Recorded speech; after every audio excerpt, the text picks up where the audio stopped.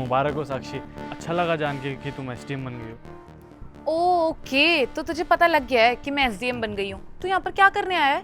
जरूर मुझसे जॉब मांगने आया होगा, है ना? अरे नहीं नहीं, ऐसी कोई भी बात नहीं है।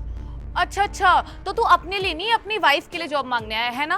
बट यार मुझे बहुत अफसोस के साथ कहना पड़ रहा है कि मेरे पास ना तुम जैसे गरीब लोगों के लिए कोई जॉब नहीं है यार। चल मैं फिर भी थोड़ी रिक्वेस्ट करके ना तुझे अपने घर में माली और तेरी बीवी को अपने घर में चाय बनाने वाली रख लूं। वैसे तेरी बीवी दिखती कैसी होगी?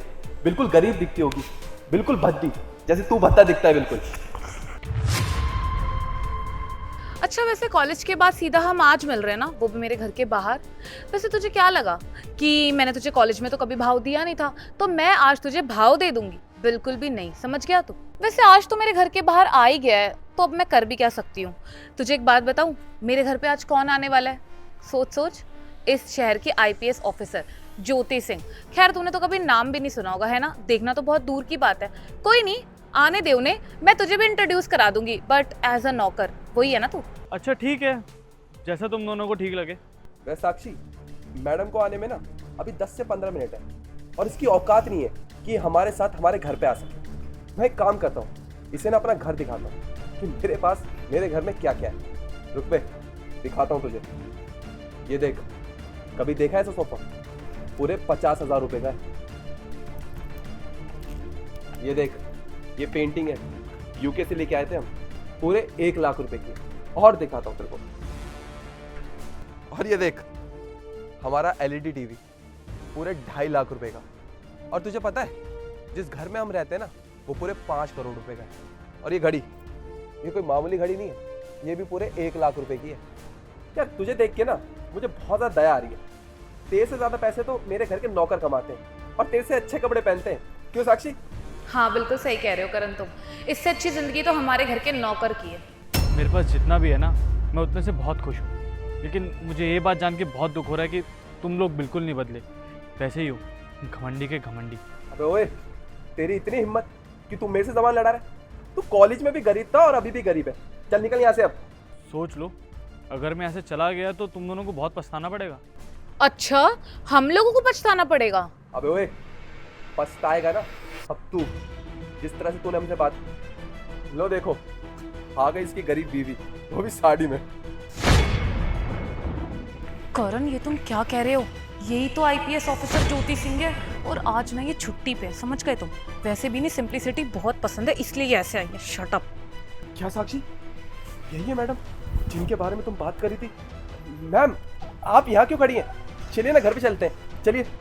तुम दोनों को मेरी वाइफ देखनी थी ना, लो आ गई, मिल लो इससे। मैम ये आपके हस्बैंड है? हाँ, ये मेरे हस्बैंड है। क्यों, क्या हुआ? कुछ नहीं ज्योति, इन लोगों को ना किसी से बात करने की तमीज़ नहीं है। अरे नहीं नहीं मैम, ऐसी कोई बात नहीं है। वो क्या है ना, हम लोग ना कॉलेज के फ्रेंड हैं, बस इसलिए थोड़ी मजाक मस्ती चल रही थी। अच्छा, मजाक कर रहे थे? मैंने वहाँ खड़े होके ना सब कुछ सुन लिया था। क्या कह रहे थे तुम? तुम्हारी एक घड़ी 1 लाख रुपए की है, करोड़ों के घर में रहते हो, लाखों का सामान है तुम्हारे घर में। कहाँ से लाए? तुम्हारी बीवी लाई होगी ना।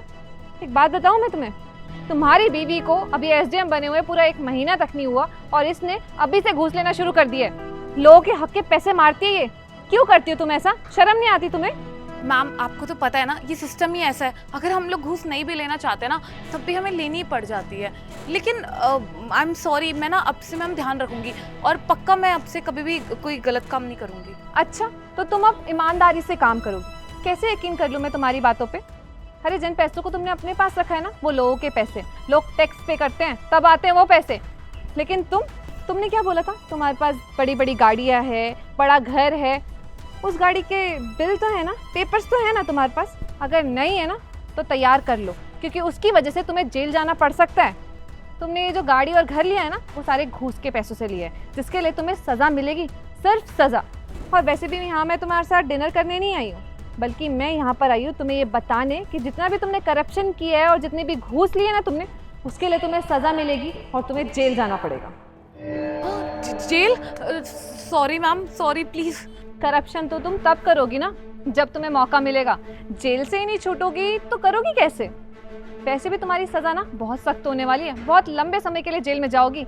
आखिर तुमने घोटाला ही लाखों रुपए का किया है, तो सज़ा भी तो मिलेगी ना ऐसी। प्लीज़ मैम मुझे माफ़ कर दीजिए, मुझसे बहुत बड़ी गलती हो गई। लेकिन मैम मैं प्रॉमिस करती हूँ कि मैं आगे से कभी किसी से घूस नहीं लूँगी। ये मेरी आखिरी गलती है मैम, प्लीज़ ऐसा मत करिए। माफ़ी मांगने की कोई ज़रूरत नहीं है, क्योंकि माफ़ी तुम्हें मिलने वाली ही नहीं है। अब सीधा इनकम टैक्स आएगी तुम्हारे घर पे रेड मारने। सारे पेपर वर्क्स रेडी करके रखना।